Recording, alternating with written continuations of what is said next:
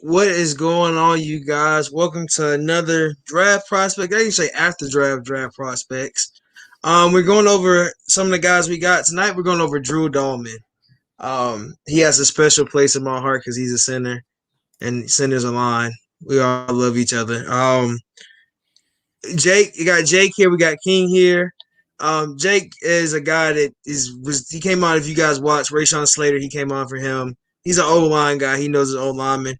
So Jake, I'm gonna let you give your spiel on Drew Dalman.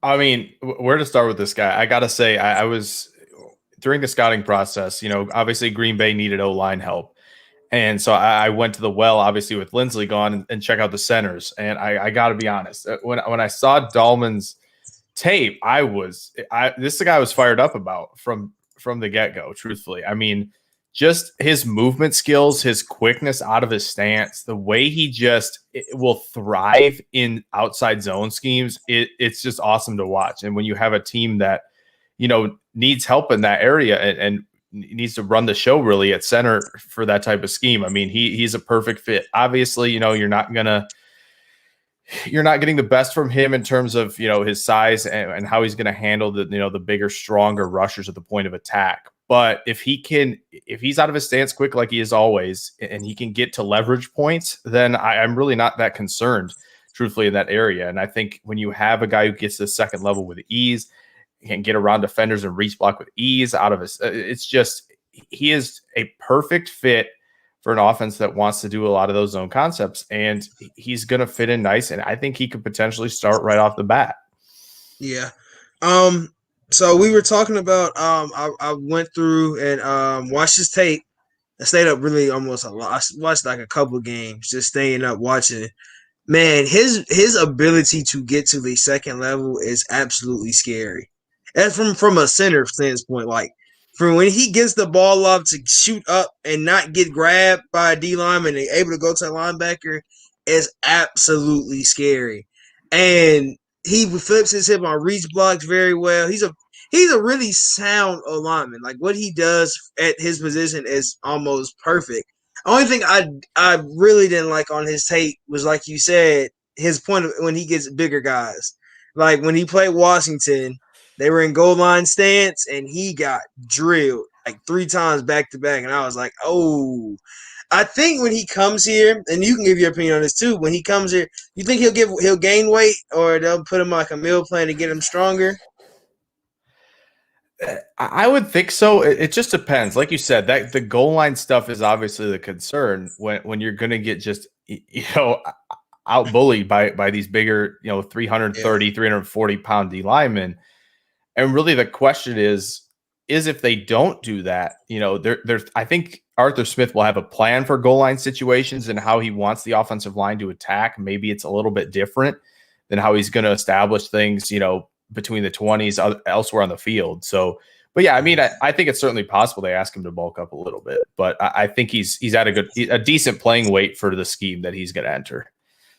I think for, like you said, for the scheme, yes.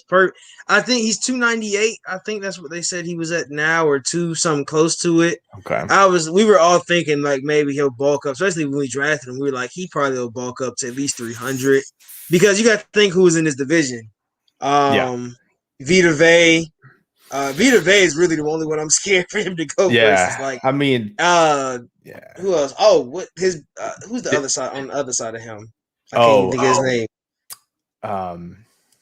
It's Vita Vea. That's another one. It's a tackle. There's really Sue.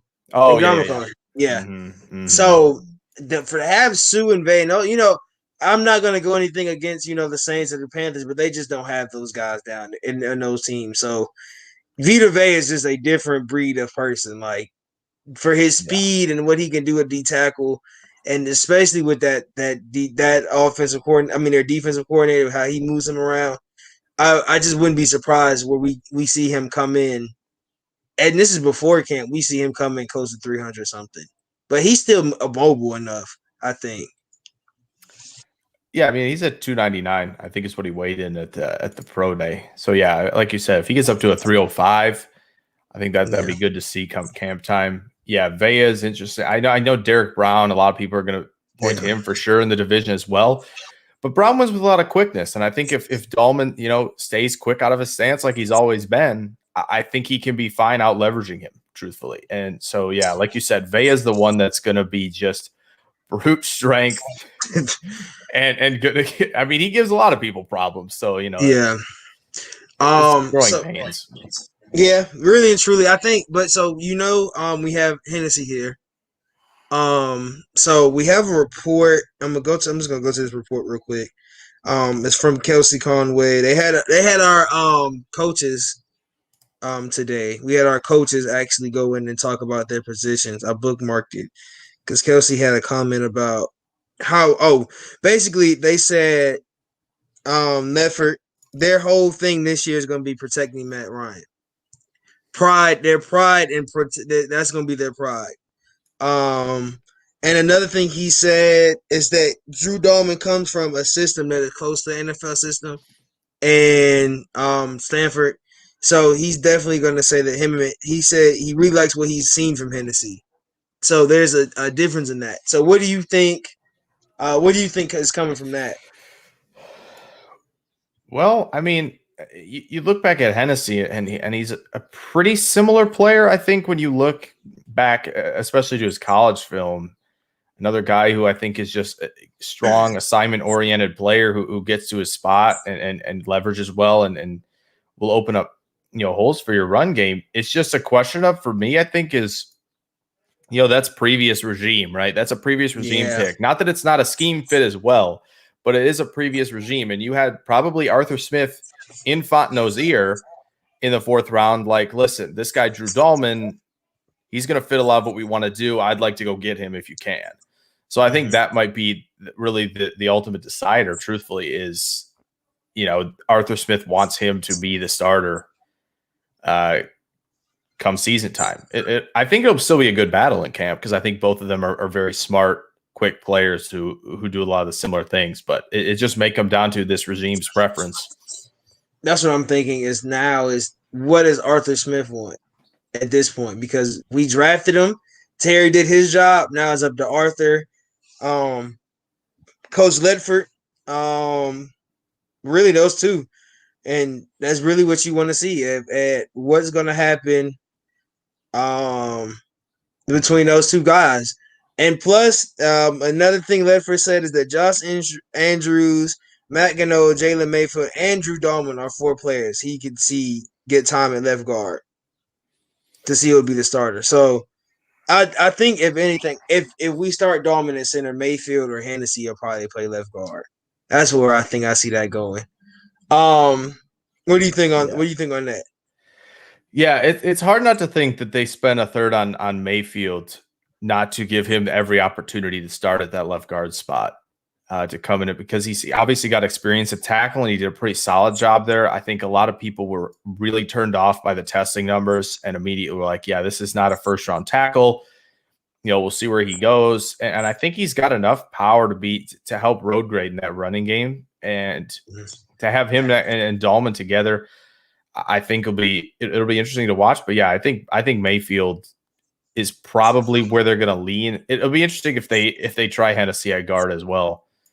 But I would think Mayfield's probably the leader at this point, just because we just talk about size at that position. But we'll see. There's a lot to be decided. It's a lot, especially with Atlanta now. Now that we have him, we got another guy.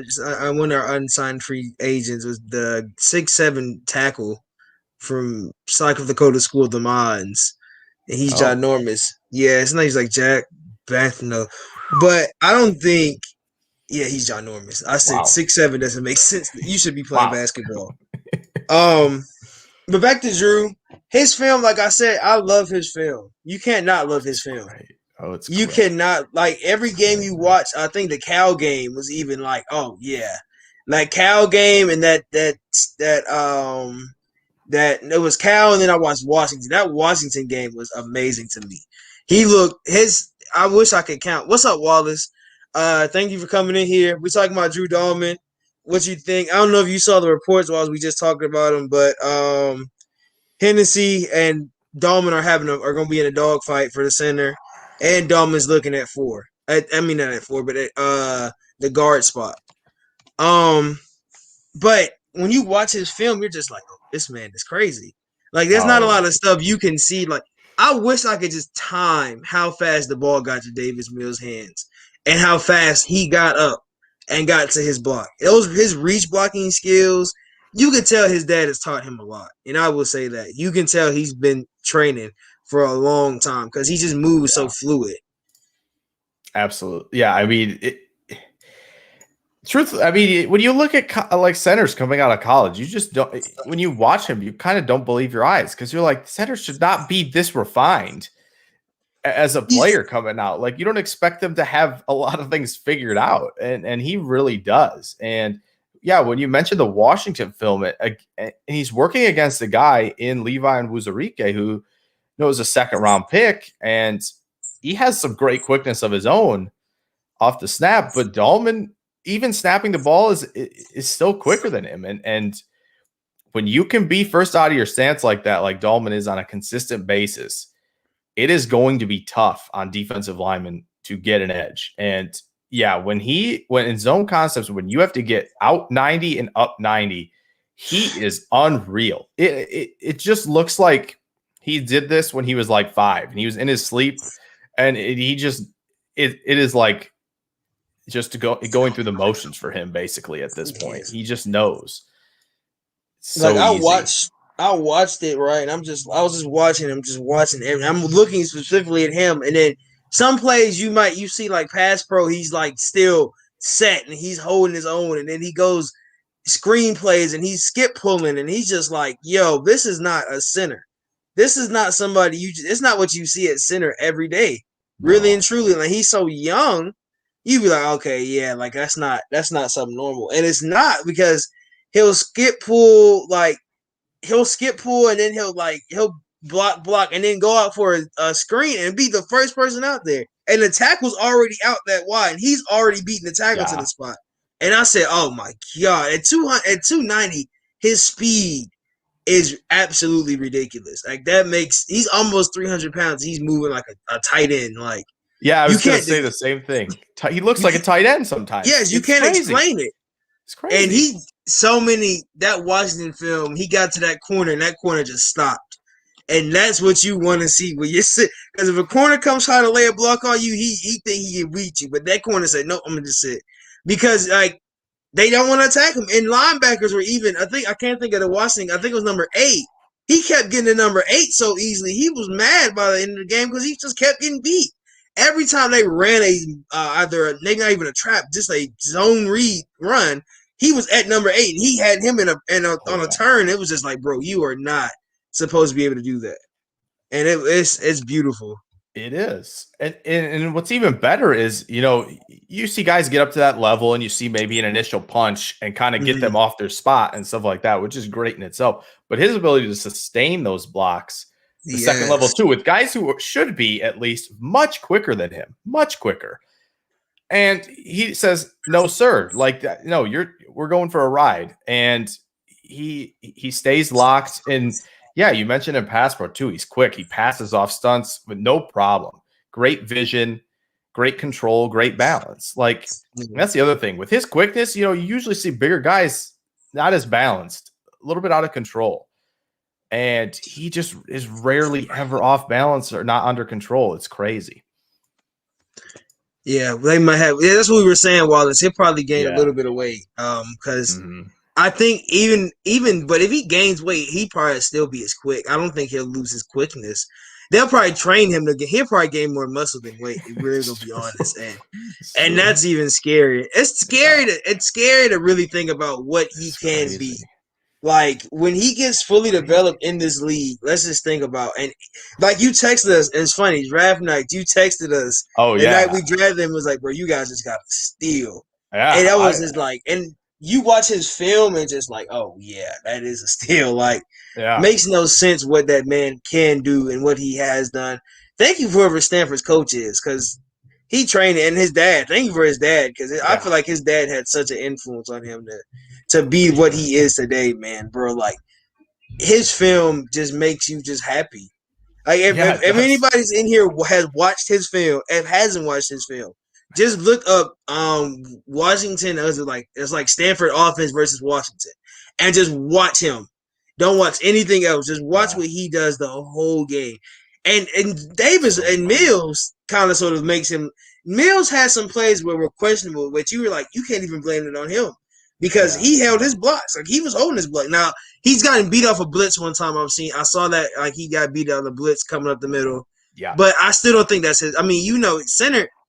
If anything, playing center, you snap. If he's zooming by me, I can't just throw my body because they go call a hold or yeah. clip in something crazy. So I'm fine. I think we'll have the running back there. Hopefully, we have a big enough running back to throw a block at somebody. Um, Yeah. but anything else, you just that you want to think that you've seen in him that makes you just really, really excited. I mean, yeah, that one thing you mentioned about the blitzers too is some guys, that you'll have the bigger linebackers build up a little momentum and Mm-hmm. it'll maybe get him off his spot a little bit, but again, his feet stay choppy and he's able to anchor against those guys. And yeah, I mean, you know, truthfully, I I feel like we could talk here all day about this guy, just the way he operates. And Yeah.